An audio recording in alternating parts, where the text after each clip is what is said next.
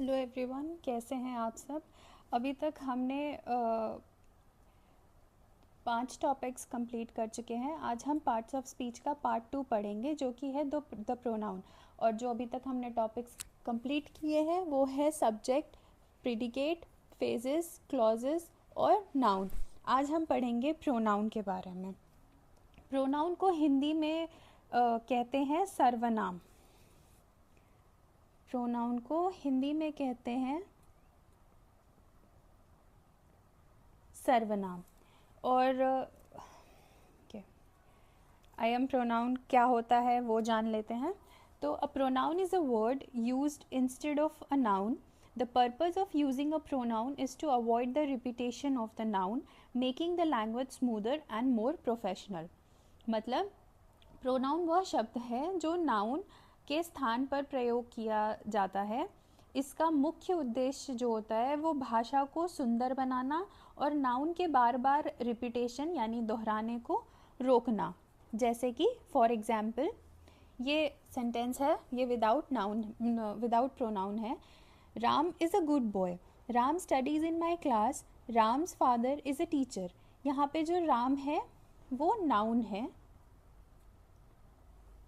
अब हम इसको प्रोनाउन, इस सेंटेंस में प्रोनाउन ऐड करके देखते हैं तो वो सेंटेंस हमें और कितना ज़्यादा सुंदर साउंड करता है।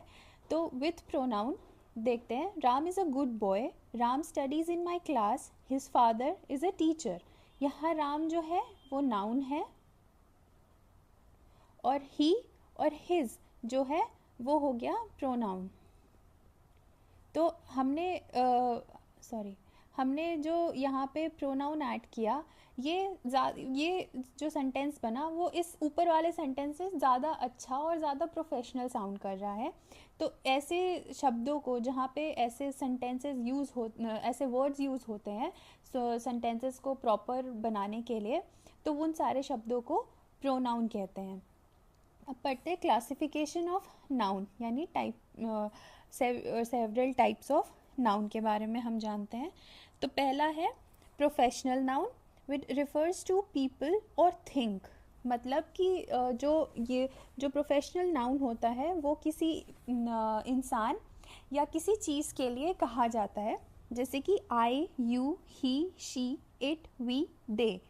मतलब कि यू आर डूइंग समथिंग, तो हम यहाँ पे किसी पर्सन के बारे में बता रहे हैं, ही इज़ डूइंग समथिंग।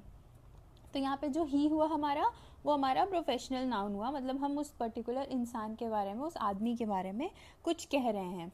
दूसरा होता है reflexive noun, subject and object are same. मतलब कि यहाँ पे जो सब्जेक्ट होता है किसी भी सेंटेंस का या कोई भी ऑब्जेक्टिव होता है वो सेम होता है, my self, your self, him self. फिर आता है demonstrative noun, point two specific things. मतलब कि जैसे हम किसी चीज़ को पॉइंट आउट, किसी सेंटेंस में हम किसी चीज़ के बारे में बता रहे हैं तो हम उस पर्टिकुलर चीज़ के बारे में पर्टिकुलरली पॉइंट आउट करके बता रहे हैं। तो ऐसे जो सेंटेंसेस होते हैं उसको हम डेमोन्स्ट्रेटिव नाउन प्रोनाउन कहते हैं। जैसे दिस, दैट, दीज, दोज। मतलब दिस इज़ माई कार, तो दिस हम उसको इंडिकेट कर रहे हैं कि वो मेरी चीज़ है, ऐसा। रिलेटिव प्रोनाउन कनेक्ट्स क्लॉजेज, मतलब हु, विच, दैट, दोज। ये वो चीज़ें होती हैं जो कि शब्दों को कनेक्ट करती हैं। फिर आता है इंटेरोगेटिव प्रोनाउन, जैसे कि क्वेश्चन मार्क वाले होते हैं, ask, use to ask question, who, what, which, whom, ऐसी चीज़ें। मतलब who did this, question mark. ये इस टाइप के जो सेंटेंसेस होते हैं, इस टाइप के जो सेंटेंसेस होते हैं वो होते हैं इंटेरोगेटिव प्रोनाउन। फिर आता है आपका indefinite pronoun, refers to non specific thing. मतलब कि कोई पर्टिकुलर चीज़, मतलब हमें एग्जैक्टली नहीं पता है कि वो किस चीज़ क्या है या कौन है, मगर फिर भी हम बताते हैं। जैसे समवन, एनीवन, ऑल, नन। मतलब समवन डिड दिस, किसने किया ये हमें नहीं पता है, इसीलिए हम उसकी जगह समवन यूज़ करते हैं। यहाँ पे एक नोट है, मार्क कर लेना आप। Every pronoun has an antecedent, the noun it replaces. मतलब कि जिस नाउन की जगह प्रोनाउन आता है उसे हम एंटीसीडेंट कहते हैं। जहाँ जहाँ पे किसी सेंटेंस में नाउन है उसकी जगह अगर हमने प्रोनाउन लगा दिया तो उस रिप्लेसमेंट को हम कहेंगे एंटीसीडेंट। ओके, अब हम जानते हैं पर्सनल नाउन के बारे में। तो जो पर्सनल नाउन है वो 3 टाइप के होते हैं। पहला होता है फर्स्ट पर्सन में आता है, दूसरा सेकंड पर्सन में आता है और तीसरा जो है वो थर्ड पर्सन में आता है। फर्स्ट पर्सन मतलब the person speaking about him, मतलब अपने खुद के बारे में, जैसे आई वी, तो उसमें खुद का इंक्लूडेंट होता है तो उसको हम कहते हैं फर्स्ट पर्सन। सेकंड पर्सन होता है यू, मतलब हम किसी के बारे में बात कर रहे हैं। और थर्ड पर्सन वो होता है जैसे 2 लोग हैं वो किसी तीसरे इंसान के बारे में बात कर रहे हैं, तो वो आते हैं थर्ड पर्सन कैटेगरी में। ठीक है, यहाँ पे एक प्रोनाउन का पर्सनल चार्ट है, ये आपको हेल्प करेगा वर्ड्स को डिस्क्रिमिनेट फाइंड मतलब ढूंढने के लिए, तो it would be helpful for you. अच्छा, इस पीडीएफ का लिंक आपको मेरे नीचे टेलीग्राम चैनल का लिंक है उसमें मिल जाएगा। आप प्लीज़ मुझे टेलीग्राम पे फॉलो करें, तो आपको रोज़ रोज़ के जो पीडीएफ्स हैं वो आपको अवेलेबल होते रहेंगे। दूसरा है रिफ्लेक्सिव और एम्पैथेटिक नाउन। रिफ्लेक्सिव नाउन क्या होते हैं? Reflexive noun when the action of a subject turns back upon the subject, the end in self or selfish। मतलब कि रिफ्लेक्सिव नाउन जब काम का असर वापस सब्जेक्ट पर पड़े, इससे ऐसे वाक्य से हटाने पर अर्थ अधूरा रह जाता है। अगर हम इनको हटा दें तो जो सेंटेंसेस हैं वो इनकम्प्लीट रहेंगे। तो ऐसे जो वर्ड्स होते हैं वो रिफ्लेक्सिव प्रोनाउंस कहलाते हैं। जैसे कि आई हर्ट माई सेल्फ, अगर हम यहाँ से सेल्फ हटा दें तो आई हर्ट माई, क्या तो मतलब नहीं है, माई सेल्फ मतलब मैंने खुद को चोट लगा दी। दे र्यून्ड देम सेल्व्स, उन्होंने खुद को र्यून कर लिया। अगर हम सेल्व्स हटा दें यहाँ से तो दे र्यून्ड देम वॉट। तो ये इनको लगाना ज़रूरी होता है एक रिफ्लेक्सिव प्रोनाउन बनाने के लिए। अब आते हैं एम्पैथेटिक प्रोनाउन पे। These looks identical to reflexive pronouns but are used for emphasis emphasizes, they are usually placed right after the noun or pronoun they emphasize। मतलब इनका प्रयोग जोर देने, emphasize करने के लिए किया जाता है। जैसे कि I saw, I myself saw it, मैंने खुद ने देखा उसको। इसे हटाने पर भी वाक्य का मुख्य अर्थ नहीं बदलता। मतलब अगर इसको हमने हटा दिया तो भी जो सेंटेंस है उसका मीनिंग चेंज नहीं होगा। I myself saw him do it, अगर हमने माई सेल्फ हटा दिया तो I saw him do it, तो भी सेंटेंस का मतलब चेंज नहीं हुआ। लेकिन अगर वो लगा है तो भी मतलब सेम है, अगर नहीं लगा है तो भी मतलब सेम है। तो रिफ्लेक्सिव का जो लॉजिक होता है वो नेसेसरी फॉर मीनिंग होता है, मतलब कि सेंटेंस की मीनिंग के लिए वो नेसेसरी होता है। तो अगर रिफ्लेक्सिव प्रोनाउन को हटा देंगे तो सेंटेंस जो है वो इनकम्प्लीट रहेगा। और एम्पैथेटिक जो होता है ओनली फॉर प्रेशर, मतलब एक सेंटेंस में प्रेशर देने के लिए यूज़ होता है। अगर हम उसको निकाल देंगे तो भी हमारा सेंटेंस जो है वो कंप्लीट रहेगा और वो सेंस बनाएगा। ओके, अब अगला जो हमारा प्रोनाउन है वो है डेमोन्स्ट्रेटिव प्रोनाउन। इसका मतलब होता है use to point out objects to which they refer. मतलब कि कोई भी चीज़ पॉइंटिंग आउट करना, इसका मतलब होता है ये किसी निश्चित वस्तु की ओर इशारा करने के लिए उपयोग होता है। मतलब कि किसी भी चीज़ के लिए या किसी वस्तु से के बारे में हम बता रहे हैं तो उसके लिए इशारा करने के लिए हम डेमोन्स्ट्रेटिव प्रोनाउन यूज़ करते हैं। जैसे दिस इज़ माई बुक, यह मेरी किताब है। तो जो दिस हुआ ये हम पॉइंट आउट कर रहे हैं कि ये है, ये मेरी चीज़ है, ऐसा। और एक चीज़ मैं आपको बता दूं कि जैसे इसमें दिस और दीज जो वर्ड्स होते हैं वो पास की चीज़ों के लिए इस्तेमाल करते हैं, पास के चीज़ों के लिए।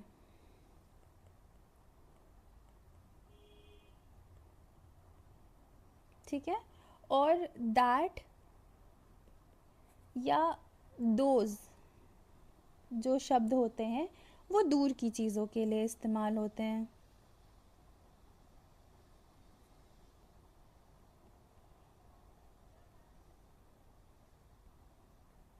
ठीक है। अब जानते हैं हम इनडेफिनिट प्रोनाउन के बारे में। तो रिफर्स टू पर्सन्स और things in a general way but do not refer to any person और thing in a particular way. माने कि यह किसी निश्चित व्यक्ति या वस्तु का बोध नहीं कराते बल्कि सामान्य रूप से बात करते हैं। ठीक है। जैसे कि वन, ऑल, सम, नन, एनीबडी। ठीक, मतलब कि जैसे समवन हो गया। तो हम जैसे किसी के बारे में बात कर रहे हैं लेकिन हमें एग्जैक्टली नहीं पता है कि हम उस इंसान का, जैसे हमने कभी नहीं, हमारे दिमाग से किसी का नाम स्लिप हो जाता है तो हम बोल देते हैं समवन डिड दिस। तो उन ऐसी सिचुएशंस के लिए जो वर्ड यूज़ होते हैं वो इंडेफिनिट नाउन होते हैं। ठीक है। अब है रिलेटिव प्रोनाउन। तो a relative pronoun refers to a noun mentioned before, called its antecedent, and also joins two sentences together। मतलब यह अपने से पहले आए नाउन यानी antecedents का संबंध बताते हैं और दो वाक्यों को जोड़ते हैं। जैसे कि who and whom, used for person only, who is subjective, whom is objective। ठीक है। और हु और हुम जो है वो व्यक्तियों के, मैं यहाँ पे आपको लिख, ये हु और हुम जो है ये व्यक्तियों के लिए इस्तेमाल होता है।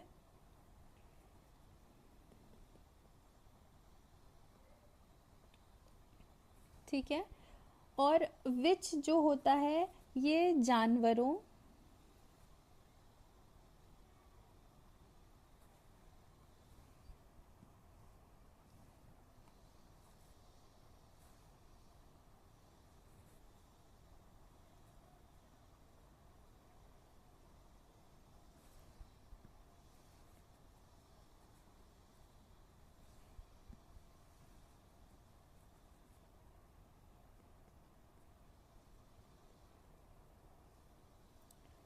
और निर्जीवों के लिए इस्तेमाल होता है। मतलब एनिमल्स और नॉन लिविंग थिंग्स के लिए यूज़ होता है। और जो दैट होता है वो व्यक्तियों और वस्तुओं दोनों के लिए यूज़ होता है।